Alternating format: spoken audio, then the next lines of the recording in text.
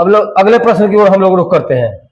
अब हमारा जो है कि कारवा बढ़ेगा अगला सवाल की ओर। क्या है अगला सवाल? अगला सवाल क्या कह रहा है? डेयरी कृषि के अंतर्गत विस्तृत पैमाने पर डेयरी कृषि का विकास यातायात के साधनों एवं प्रतिशतों के विकास के बाद ही क्यों संभव हो सका है? देखिए, चाहे वो डेयरी कृषि हो चाहे दुनिया के कौनो उद्योग हो, बिना यातायात के वो डेवलप नहीं कर पाएगा। इस बात को आप मान लीजिए, क्योंकि ट्रांसपोर्टेशन व्यवस्था दुरुस्त नहीं रहेंगे तो आप जो है कि किसी तरह के प्रोडक्शन कर रहे हैं तो आप अकेले नहीं घपेल जाएंगे, ठीक है। उसमें अन्य लोगों को जो आपको देना ही पड़ेगा, बाहर के जगहों पर बेचना ही पड़ेगा, आपको मार्केट पहुंचाना ही पड़ेगा, समझे। तो मार्केट पहुंचाने के लिए आपको ट्रांसपोर्टेशन की आवश्यकता पड़ेगी ही पड़ेगी। तो इस हिसाब से कहा जा सकता है कि डेयरी के जो कृषि है, डेयरी फार्मिंग कब पॉसिबल हुआ? तो आप पे यातायात जो है ट्रांसपोर्टेशन व्यवस्था दुरुस्त होने के पश्चात ही, या आपके दुरुस्त हुए, बिना ट्रांसपोर्टेशन व्यवस्था दुरुस्त हुए जो कि किसी भी तरह के कार्य नहीं किए जा सकते हैं। डेयरी के तो बात छोड़ दीजिए। अब इसमें कह रहा है प्रशीतकों। तो प्रशीतकों क्या है? तो प्रशीतक जो है आपका रेफ्रिजरेटर है, ठीक है, रेफ्रिजरेटर है।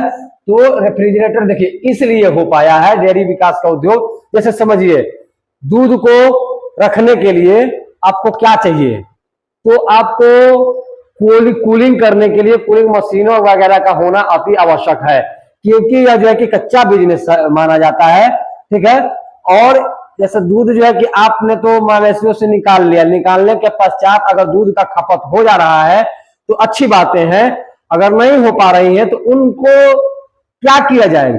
वो वेस्ट हो जाएंगे ना। 2 दिन 4 दिन, कितना दिन तक रुक पाएंगे? तो ये कच्चा एक तरह से सामग्री है, और कच्चा सामग्री खराब हो सकता है। आप इसका दही जमा सकते हैं, तो दही में प्रयोग में ला सकते हैं, तो कुछ दिन तक चलेगा। तो कितना लोग दही खाएगा? नहीं खा पाएगा। पेड़ा वगैरह बनाएंगे तो कुछ और लंबा चलेगा, कितना लोग खा पाएंगे? नहीं होगा। तो इस तरीके से अलग अलग रूपों में बदल देना वो एक अलग टेंडेंसी है। लेकिन यहाँ पर कहा जा रहा है कि इसका विकास जो है वो कब हो पाया? तो प्रतिशतक वगैरह जो रेफ्रिजरेटर है कूलिंग करने के लिए हुआ, तभी हो पाया, क्योंकि उसको रखने के लिए, रख रखाव के लिए, उसको सुरक्षा प्रदान करने के लिए प्रतिशतक की आवश्यकता पड़ती है। नहीं प्रतिशतक रहेगा, नहीं आपका रेफ्रिजरेटर रहेगा, कूलिंग करने का कोई व्यवस्था नहीं रहेगा, तो जाहिर सी बात है कि इस उद्योग में घाटे लगेगा। और जब इस उद्योग में घाटे लगेंगे तो लोग करना नहीं चाहेगा, समझे। तो इस तरीके से हम लोग कर सकते हैं कि डेयरी कृषि के अंतर्गत ताजा दूध एवं अन्य डेयरी उत्पाद में मक्खन, पनीर जो भी बनाए जाते हैं, इन्हें या तो शीघ्र बाजार तक पहुंचाने के लिए यातायात के तीव्र साधन देर तक के लिए प्रशीतक की आवश्यकता होती है। और विस्तृत पैमाने पर इस उद्योग का विकास तभी संभव है जब यातायात के साधन और प्रशीतक उपलब्ध हो, ठीक है। इनकी उपलब्धता के बाद ही डेयरी उद्योग का बड़े पैमाने पर विकास संभव हो सका है या हो पाया है। अगर आज भी इस तरीका अगर यह डेवलप नहीं होता प्रशीतक, तो शायद इतना जो है कि नहीं हो पाता।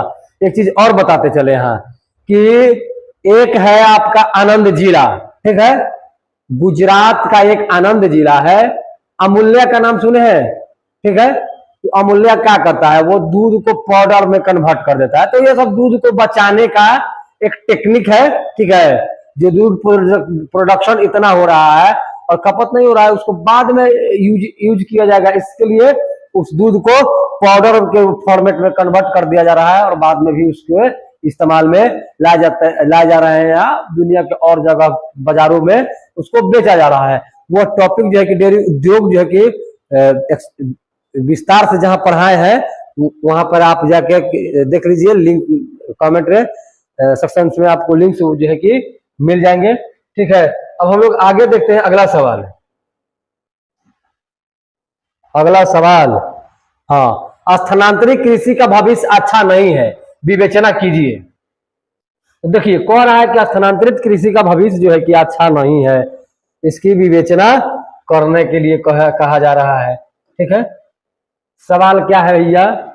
सवाल है आपका, सवाल है कि स्थानांतरी कृषि का भविष्य अच्छा नहीं है, माने इसकी विवेचना कीजिए। The future of shifting cultivation is not good. इसको क्या करना है, डिस्कस करना है। देखिए हम लोग डिस्कस करता है तो पहले हम लोग समझता है कि स्थानांतरित कृषि होता क्या है। ठीक है, देखिए स्थानांतरित कृषि उस कृषि को कहते हैं जो एक बार एक जगह कर लिए, इसके बाद वहां पर नहीं कर करके अगले जगह दूसरे जगह पर कृषि का कार्य हम लोग करना स्टार्ट कर दिए। ठीक है, इस तरीका से कृषि जब करेंगे तो उसको हम लोग स्थानांतरित कृषि कहेंगे या उसको शिफ्टिंग कृषि कहेंगे।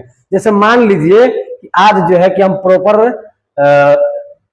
आप जहां पे रह रहे हैं वहां पे कृषि का कार्य कर रहे हैं। ठीक है, तो वो तो अस्थायी कृषि हो गया। ठीक है, लेकिन एक स्थानांतरित कृषि भी होता है कि आप जहां पे रह रहे हैं वहां पे एग्रीकल्चर कर लिए, कृषि का कार्य कर लिए, अगला बार जब बोना है तो आप जहां पे बोए थे वहां पर ना बो करके फिर दूसरे जगह का चयन करेंगे, दूसरे जगह की तलाश करेंगे और उस जगह पर जब कृषि करेंगे तो उसको कहते हैं हम लोग स्थानांतरित कृषि, या उसको अंग्रेजी में कहते हैं हम लोग शिफ्टिंग कल्टीवेशन कहा जाता है।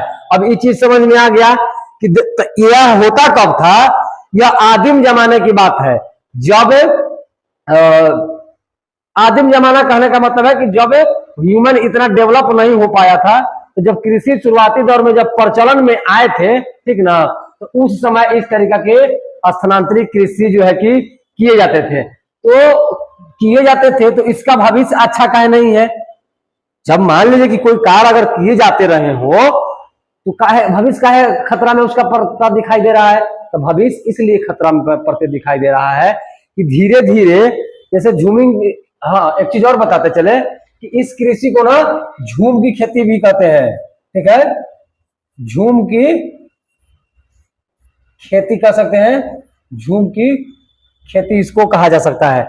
तो यह इसमें जो होगा कि आदिम जाति के लोग द्वारा उष्ण कटिबंधीय क्षेत्र में यह बोया जाता था। ठीक है, विशेषकर जो अफ्रीका वाला है, अफ्रीका का साइड, दक्षिणी और मध्य अमेरिका का साइड की जो उष्ण कटिबंधीय भाग है वहां पर, या दक्षिण पूर्वी एशिया में भी जो है कि इस तरीके की खेती देखा गया। तो इसमें क्या कहा जाता था कि वनों को काटा जाता है, फिर उसको जलाया जाता है, फिर खेत को समय के पश्चात बदलना इसकी जो है कि विशेषता है। तो अब बताइए कि आपको खेती करने के लिए बड़े बड़े जंगल काटने पड़ेंगे। ठीक है, तो पर्यावरण को भी नुकसान पहुंचाएगा। ठीक है, तो एक वनों में वनाग्नि कर देना, खेतों को जो है कि समय समय दर बदलते रहना, इसकी जब विशेषता है तो इतनी डिमांड कैसे पूरी हो पाएगी, नहीं पूरी हो पाएगी। फिर बाद में बहुत सारे वन अधिनियम बन गए, फॉरेस्ट एक्ट बनाए गए। फॉरेस्ट एक्ट के अंतर्गत यह कहा जाने लगा कि आप पेड़ जो है कि नहीं काट सकते हैं। तो जब इस तरीके की मनाही जब की गई तो जाहिर सी बात है कि इसके भविष्य जो है कि खतरा में पड़ेंगे। ठीक है, तो इसका भविष्य जो है कि अच्छा नहीं हो पाएगा। और एक चीज और है, पहले लोग जो है कि घुमंतु प्रवृत्ति के होते थे, जो आदिम प्रवृत्ति के लोग थे वो पहले घुमंतु होते थे, यानी कि घूम घूम कर जीवन यापन करते रहते थे। ठीक है, लेकिन अब वह चीजें नहीं रही। अब लोग जो है कि अस्थायी प्रवास बना करके रह रहे हैं, तो वहीं पे खेती भी करना पसंद करेंगे जहां पे वे रह रहे हैं। ऐसा नहीं है कि मैं जो है कि इस मनेर के इलाके में रह रहा हूं और मैं जाकर के लंदन में खेती करूंगा, ऐसा पॉसिबल भी नहीं है। ठीक है, क्योंकि उस तरीका से कोई करेगा भी नहीं। तो इस तरीके से इसके भविष्य जो है कि खतरा में दिखाई आपको दे रहा है। इससे वन क्षेत्र में क्या होता है कि कम होता है, पुराने ढंग से खेती करने के कारण उपज भी जो है कि इसमें कम होगा। सभ्यता के विकास के साथ साथ अब इसके स्थान पर भी अस्थायी कृषि की जाने लगी है। इसके अंतर्गत खाद्यान्न तथा अन्य फसलों की पैदा की जाती है। इस प्रकार स्थानांतरणशील कृषि का भविष्य अच्छा नहीं माना जाता है।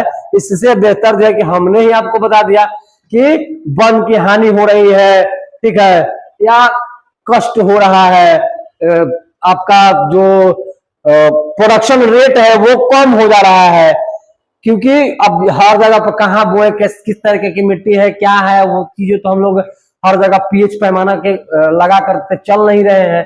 तो दिक्कत होगा। तो इस हिसाब से कहा जाए कि स्थानांतरित कृषि का भविष्य अच्छा नहीं है, समझे। इसको ना झूम की खेती भी बोलते हैं, ठीक है।